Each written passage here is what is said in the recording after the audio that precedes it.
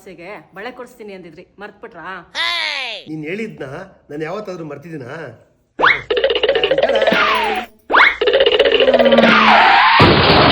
ರೀ ಬಳೆ ಬಳೆನೆ ರೀ, ಬಂಗಾರದ ಬಳೆ ಅನ್ಕೊಂಡೆ. ಬಂಗಾರದ ಬಳೆನ ಯಾವಾಗ ಬೇಕಾದ್ರೂ ತಗೊಬೋದು.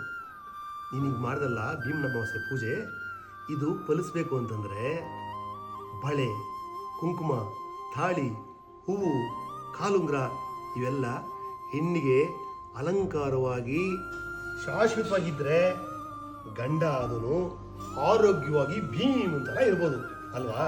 ಹೌದು ರೀ, ನೀವ್ ಹೇಳಿದ್ದು ಸತ್ಯ. ನಿಮ್ಮಂತ ಬಂಗಾರನೇ ನನ್ನ ಜೊತೆ ಇರ್ಬೇಕಾದ್ರೆ ಆ ಬಂಗಾರ ಯಾವಾಗ ಬೇಕಾದ್ರೂ ತಗೊಂಬೋದು.